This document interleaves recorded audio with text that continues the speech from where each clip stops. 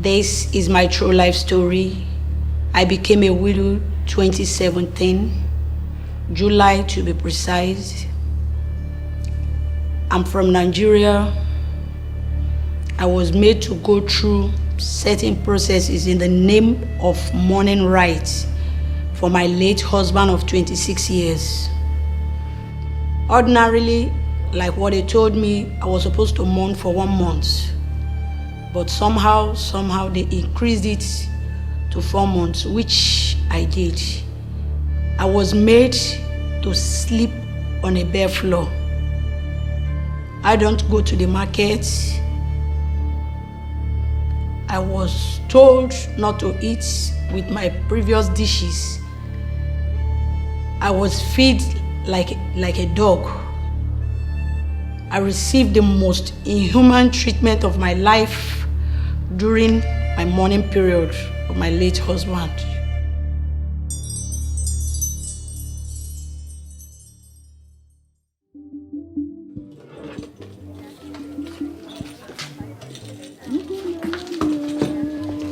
Mama, I think this purse is going to match your outfit better. Isn't it pretty? It's so nice. It goes with your outfit, even your scarf. It's very fine. It's lovely. Are you sure? Yes, it's going to work. Thank you. Perfectly well. Thank you. Ah, Mama, you're looking so beautiful. Ever young. I wish I could take care of my mom exactly the way your children are taking care of you. No one will believe you are 70.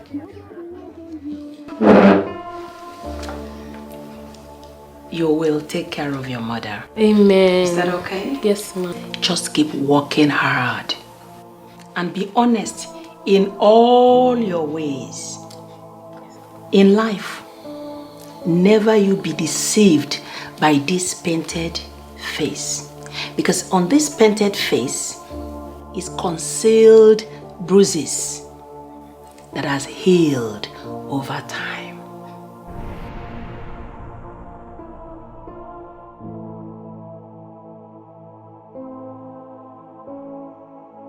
I didn't kill my husband. I couldn't have. A man I'm in love with. I was in love with him. And not even after what I passed through during the death of my first husband.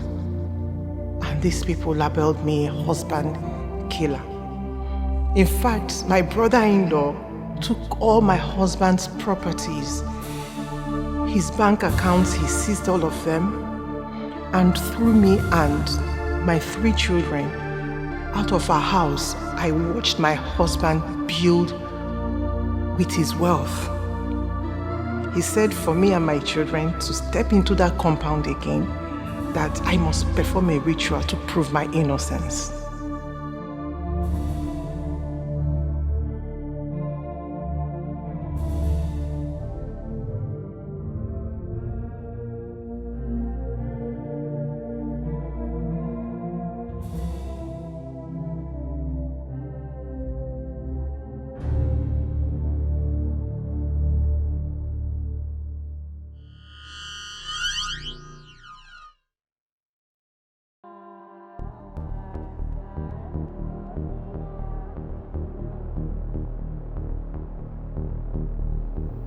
They brought me out at about 2 a.m. to cry around the grave. They built a hut directly beside my husband's grave where I stayed till the next morning at about 4 p.m.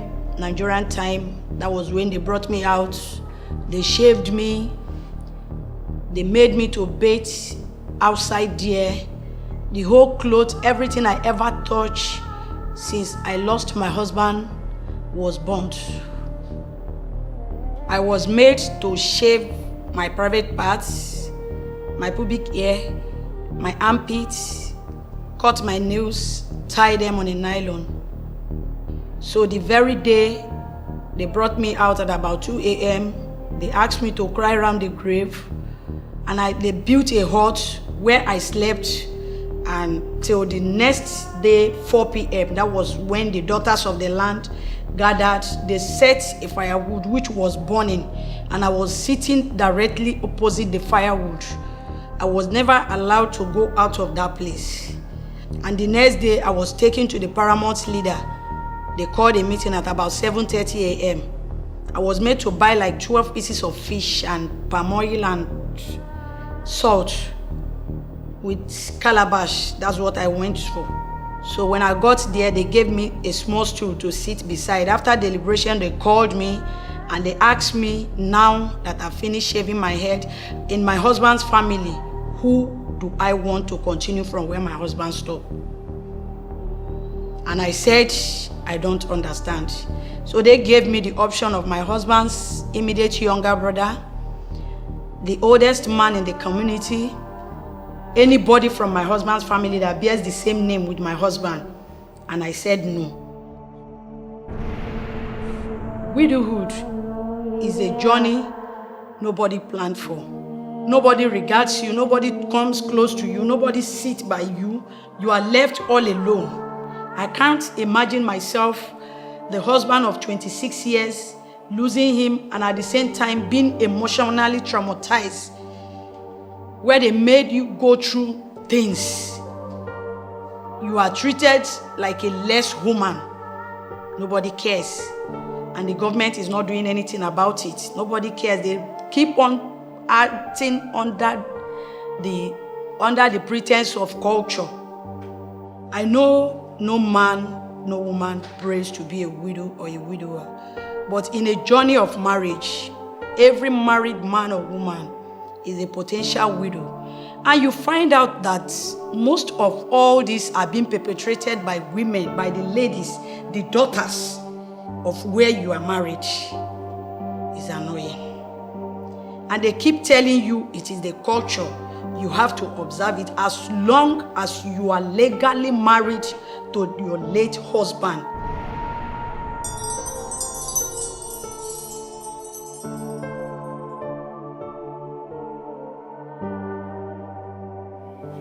My widowhood story is different.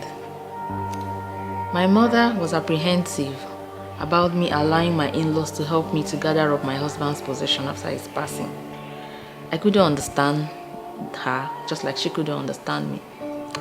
You see, 9 out of every 10 widows is faced with an open or closed war with their in-laws. But I am the one that stood out, although not without issues.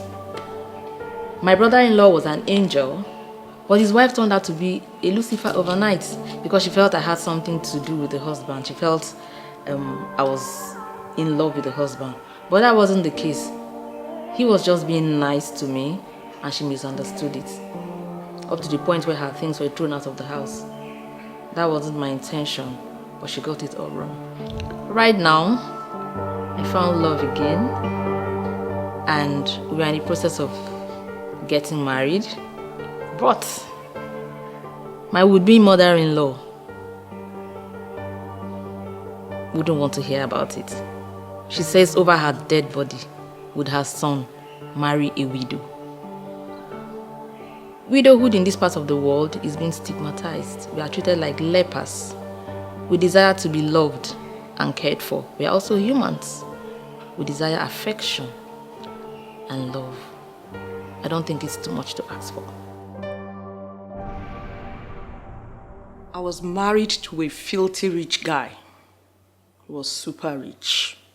The many trips abroad, the jewelries, the shopping, the expensive designer shops.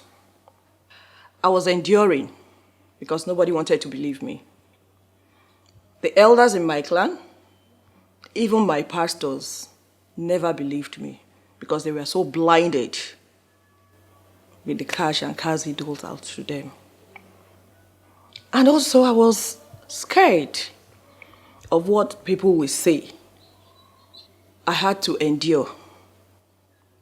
Probably because of the many trips abroad, the shopping, the cars, the jewelries. But I was just enduring all the pains. When I thought the horror was over, I never knew I was starting another terrible journey. The journey of widowhood. I was abused. I received inhuman treatment. Even his mom asked me if I was happy. The son was dead. She told me that I was relieved because his son passed on. Am I really relieved? Every day by the second, a woman is being widowed. According to African Poverty Report, 1 in every 10 women in Africa between the ages of 15 and older is a widow. Unfortunately, not much is being done in practice to expose the horrendous experiences these women has to go through. Is this the cultural manipulation, the human factor, the emotional trauma, the social exclusion, the spiritual blackmail, or the financial struggle? It's saddening to hear widows of this 21st century tell the same stories of widowhood experience that I had 25 years ago, all because of our culture of secrecy and silence. But now we are telling the story, but in a drama series. We have currently interviewed over 20 widows across Nigeria. We have a lot of filming to do, not just in Nigeria, but in other African countries, such as South Africa, Kenya, Ghana, and Sierra Leone. We are at the critical point where we are soliciting for support and fund. The current budget for this program is at the cost of $52,800, and we are soliciting for $49,800. You may think the budget is expensive, but if you consider the benefit, not just to widows, but to gender equality and sustainable development, you may understand the value of this program. We call on you to be a part of this journey.